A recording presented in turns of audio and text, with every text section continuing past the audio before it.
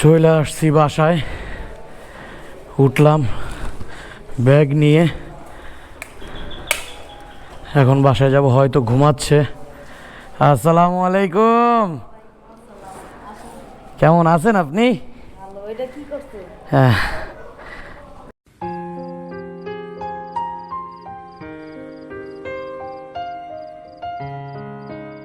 আল্লাহর রহমতে bag tag সব গোছানো হয়ে গেছে।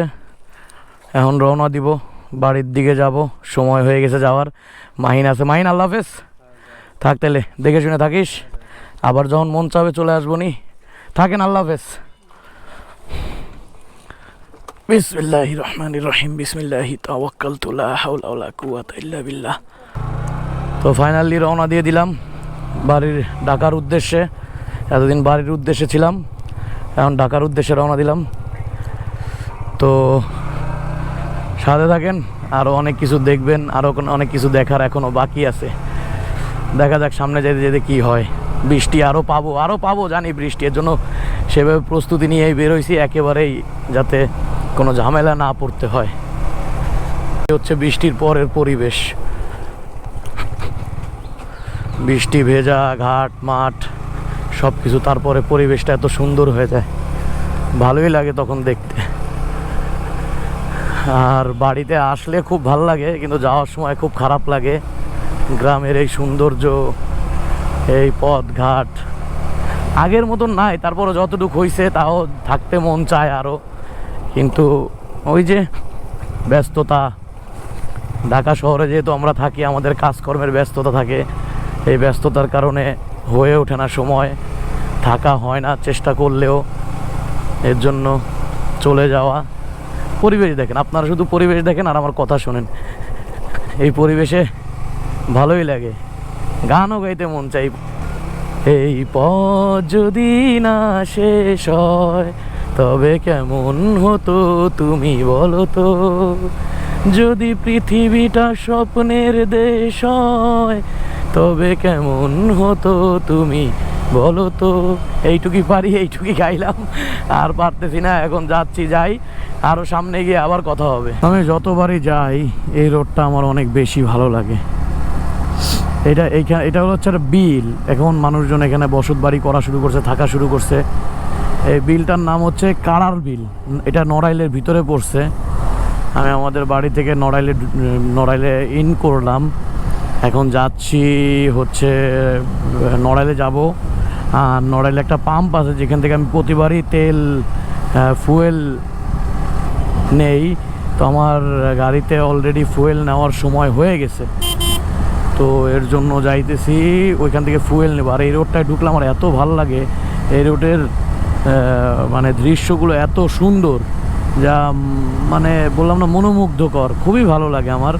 তো আমি যতবারই আসি এই রোডের একটা না একটা ভিডিও করি।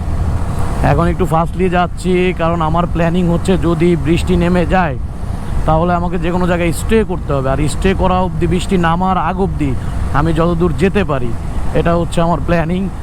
এই হচ্ছে সে বিল। এখন আর বিল আগের মতন নাই, কারণ এটা পুরোটা ছিল বিল। আগে আমি আম্মার কাছ থেকে শুনছি, আব্বার কাছ থেকে শুনছি, তারা পায়ে হেঁটে, সে আমাদের ওখান থেকে এই রাস্তা দিয়ে হেঁটে যেত। তখন এটা একটা ছোট্ট মানুষের হাঁটার জন্য একটা রাস্তা ছিল, আর কিছুই ছিল না। হচ্ছে নড়াইলের মহাসড়কে চলে আসলাম। এই দিকে যে রাস্তাটা গেছে এটা হলো নড়াইলের শহরের দিকে গেছে, আর আমি এদিকে যাব, এদিকে হচ্ছে ঢাকা, আমি ঢাকার দিকে যাব। তাই আমি এই যে ঢাকার উদ্দেশ্যে আল্লাহর রহমতে রওনা দিলাম। আর এই রাস্তাটা, এই গাড়িটা আমি আসার দিনও দেখছি এভাবে পড়ে আছে, এখনও পড়ে আছে, হয়তো কোনো যান্ত্রিক ত্রুটি হয়েছে যার কারণে পড়ে আছে। আর এই ওয়ান ওয়ে রোড, নড়াইলের এই রোডটা খুব রাফ অ্যান্ড টাফ, এটা নিয়ে একটু ভয়ই লাগে আমার চলাফেরা করতে।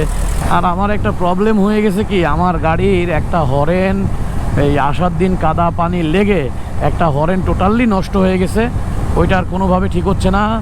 আর একটা হরেন আছে যেটা কয়েকবার হরেন দেওয়ার পরে অটোমেটিক ওটার সাউন্ড কমে যাচ্ছে। কেন এরকম হইতেছে আমি এটা এখনও পর্যন্ত বুঝতেছি না, বাট আমি আর এখানে কোনো মিস্ত্রি দেখাইও নাই। এই যে চলে আসছি, এই পাম্পের তেলটা অনেক ভালো। এর আগেও আমি এইখান থেকে আমার বাইকের জন্য, গাড়ির জন্য তেল নিছি, সেটা আমার ভাইয়াই বলছে এই পাম্পের তেলটা নাকি অনেক ভালো, এর জন্য এই পাম্পেই আসা। ফুল করে দেন অকটেন।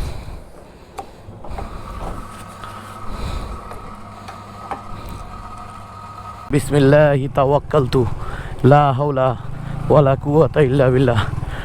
এই দোয়াটা পড়ে নেবেন। এই দোয়াটা খুবই ভালো একটা দোয়া। কোনো বান্দা যখন ঘর থেকে বের হওয়ার সময় এই দোয়া পড়ে বের হয়, তখন শয়তান কনফিউজড হয়ে যায়, শয়তান তখন টেনশনে পড়ে যায়। তখন শয়তান বলে যে ও যে এই দোয়াটা পড়ে বের হয়েছে, আল্লাহর কাছ থেকে ও আশ্রয় নিয়ে বের হয়েছে, এবং তখন দুইটা ফেরেশতা তার সাথে সবসময় তাকে প্রোটেক্ট করার জন্য রেডি হয়ে যায়। তখন শয়তান বলে যে আমি এখন কিভাবে ওর ক্ষতি করব, ওর ক্ষতি করার তো আর কোনো কিছু আমি সম্ভব হচ্ছে না, কারণ ও যে দোয়াটা পড়ছে ওকে দুইটা ফেরেশতা প্রোটেক্ট করতেছে, এর জন্য আমার আর ওকে ক্ষতি করা কোনো সমস্যা। এর জন্য দোয়া কালাম পড়ে রাস্তায় বের হবেন, তাহলে আল্লাহর অশেষ রহমত দেখবেন। কোনো বিপদ আপদ ছাড়া আপনি সুস্থভাবে আল্লাহর রহমতে আপনি আপনার গন্তব্যস্থলে পৌঁছাতে পারবেন।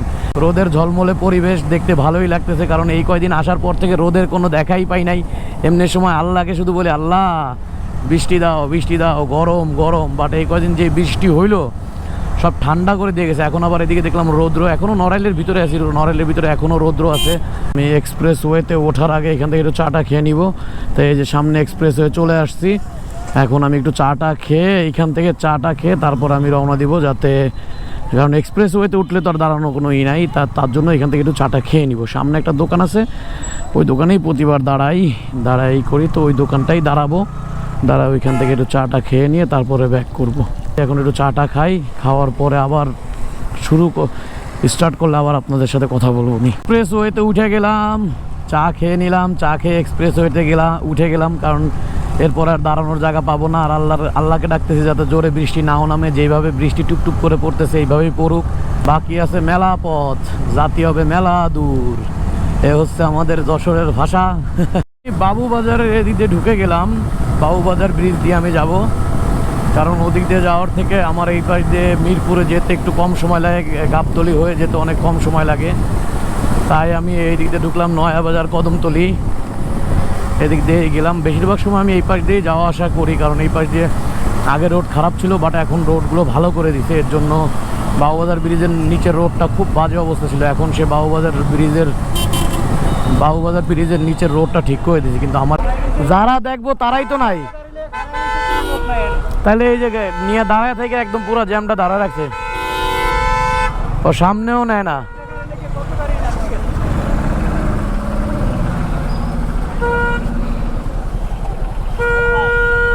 হায় রে মুরব্বি চাচা,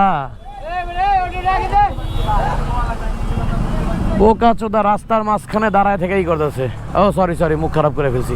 মুখ খারাপ না করেও তো কোনো পথ নাই, শালারা কেউ কথা শুনে না, দাঁড়ায় আছে, জ্যাম লেগে গেছে, ওরা তাও দাঁড়ায় আছে।